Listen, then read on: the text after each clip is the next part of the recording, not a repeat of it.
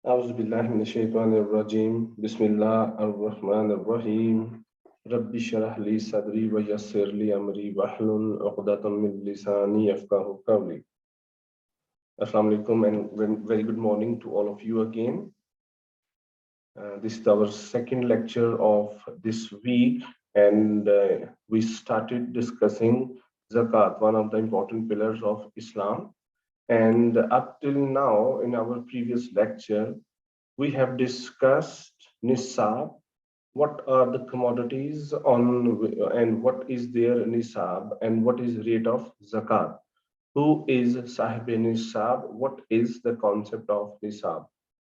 I am hopeful that you have understood this meaning, the concept of nisab, as well as we also discussed what are the conditions which must be fulfilled for the payment of zakat.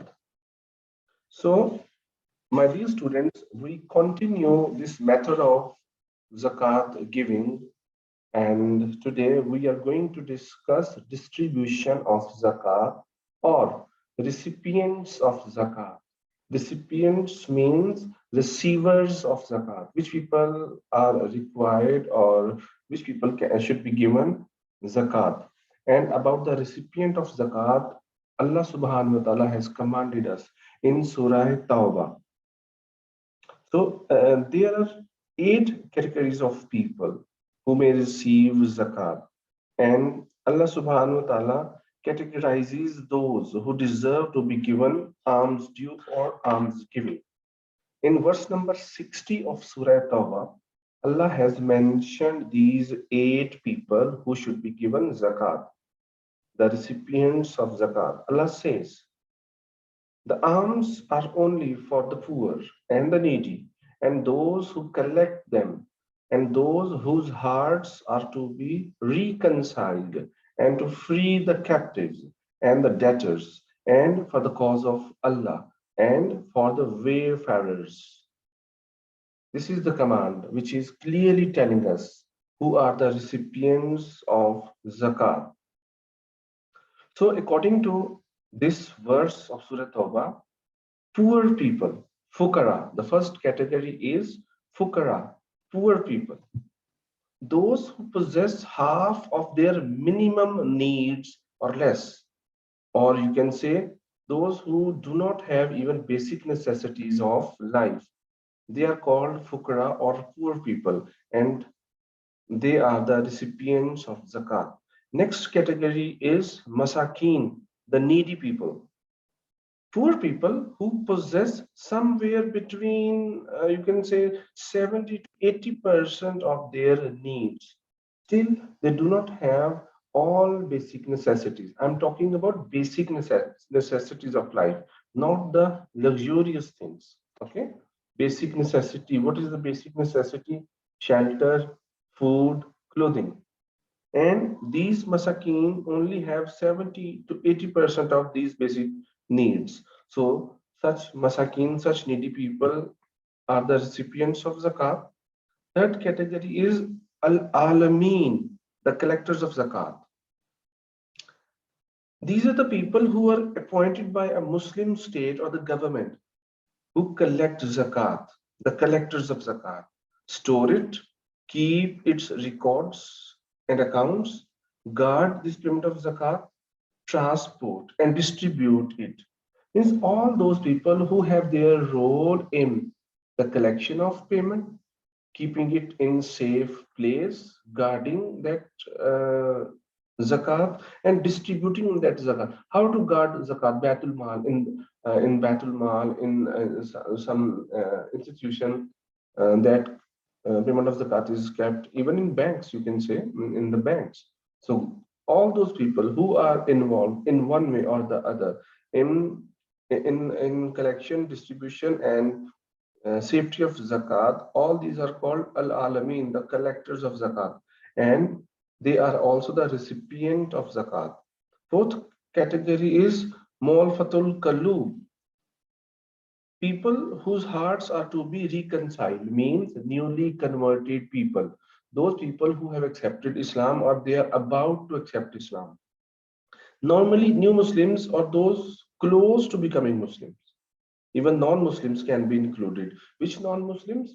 Who are about to accept Islam. So all these people, Molfatul Kalub, they are given zakat. They are the recipients of zakat. Next category is to al-rakab, to free slaves.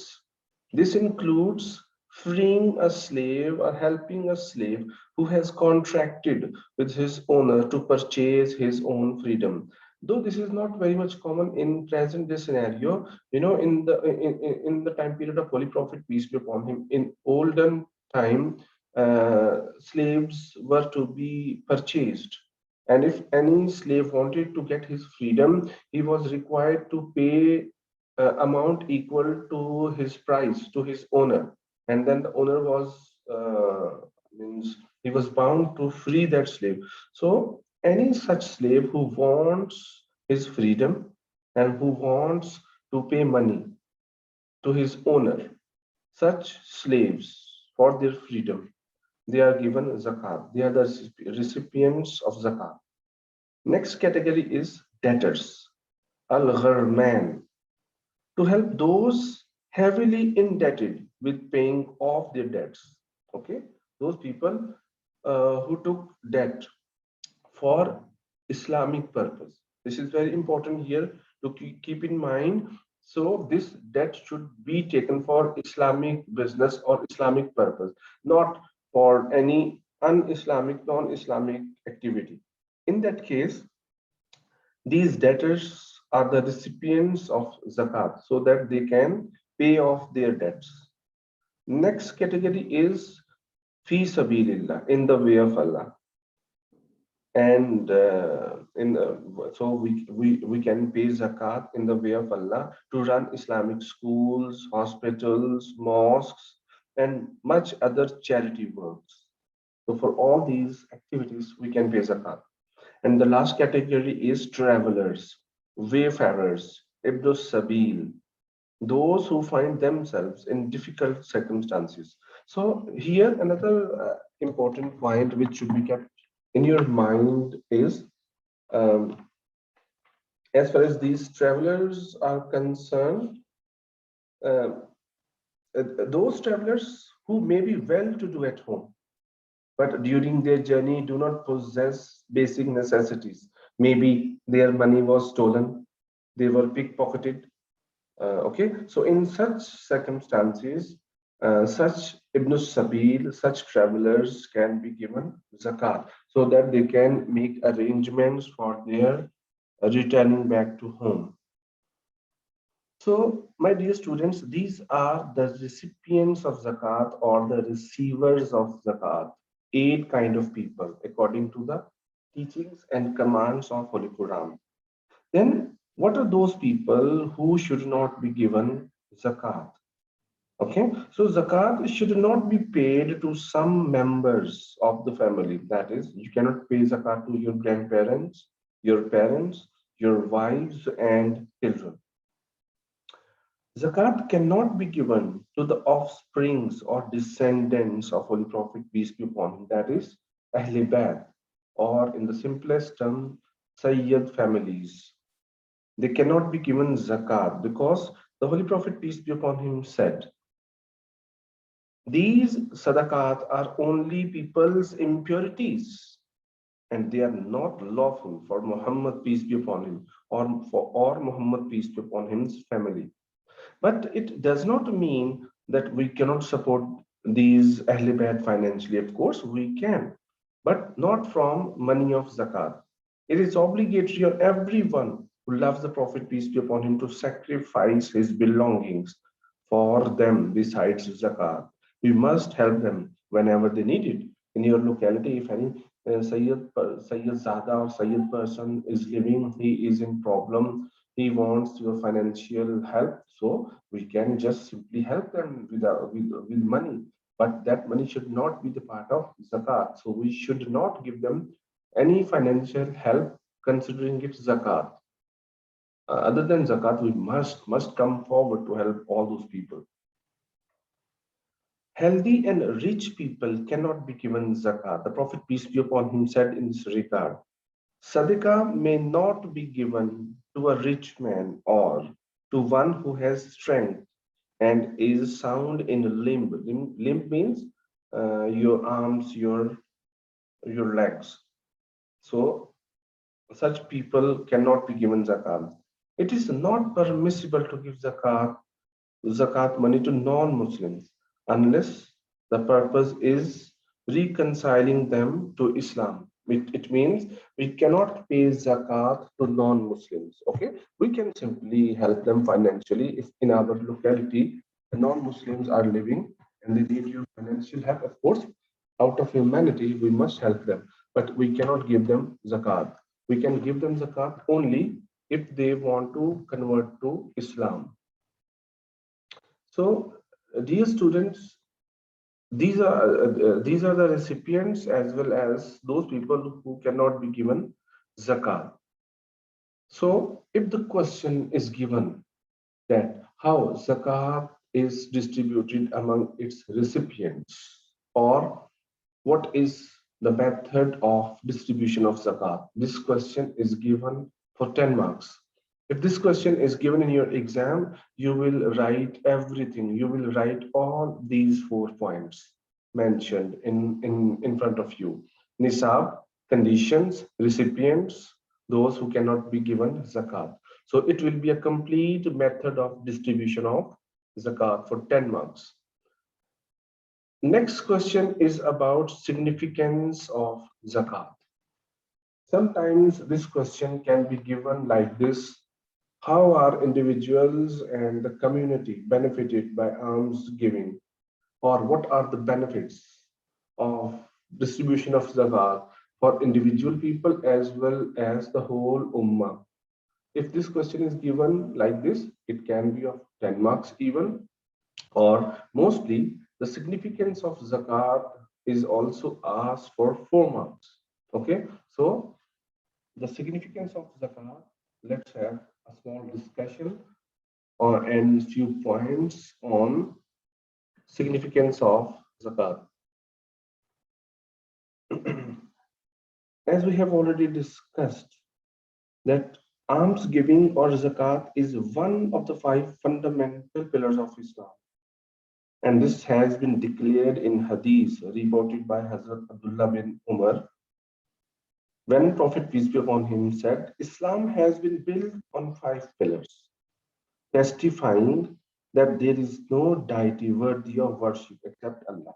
Means there is only one God, oneness of Allah, and that Muhammad, peace be upon him, is the last messenger of Allah.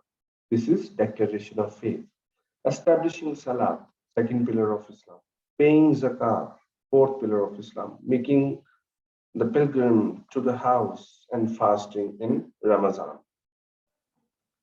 Zakat means spending a fixed amount of wealth in the way of God to help the poor. Zakat is paid by the rich Muslims called Sahibi Nisab, who pay a specified percentage of their income or assets every year. The word zakat, we have already explained that zakat literally means purifying of your wealth. The Quran condemns such people in these words who do not pay zakat. Woe to every scandal monger and backbiter who pile up wealth and lays it by, thinking his wealth would make him last forever. So this verse links the element of greed with other social evils like backbiting. Thus, by paying zakat, a believer expresses true love for God and the eternal living of hereafter in the light of the Quranic promise that says, so in the Holy Quran, much emphasis has been given about the payment of zakat. What Quran says, whatever of good you give or spend benefits your own souls. Whatever good you give shall be rendered back to you, and you shall not be dealt with unjustly. This is Surah Baqarah, explaining the importance of spending wealth. Zakat as an institute is aimed at uprooting beggary from society as well, because gradually the needy and the beggars are unable to earn on their own after receiving their due share from the rich. The ultimate purpose of paying zakat is to create a huge pool of funds that may be spent on eradicating poverty, helping the needy continuously, and initiating public welfare projects. This may eventually create a community where almost every person would be ready to pay, but hardly anyone to receive zakat. Such a target had been achieved by the second caliph of Hazrat Umar. In the time period of Hazrat Umar, there came a time when there was no one to take zakat because of the equal distribution of wealth. So, zakat also produces feelings of love, sympathy in the hearts of haves for have nots. I told you the concept of haves and have nots. Haves are the rich people, sahib and ishab people. Have nots for the poor people, the needy people. So when the rich people pay zakat to the poor people, a strong bond of unity and affection is also established. And it also bridges the gap between the poor and the rich people, because poor, so it also eliminates feelings of jealousy somehow in the hearts of the poor, and many other important aspects which you can mention in the significance of zakat. This topic is also very well explained in your book. You can get some important points over there. Few references I have given you. Other references, if you wish, you can take from the book and explain them in your answer. Okay, my dear students, this is all about for this complete topic, zakat, the distribution of zakat as well as its significance. So keep answering all the questions given in your worksheet, which are accompanied by points as well. But the points which are given to you, they are not the only points. You can mention some other points as well. So, my dear friend, dear students, this is all about for today's lecture. Inshallah, if the scenario remains the same, we will be having more lectures on other topics. Till then, Allah Hafiz.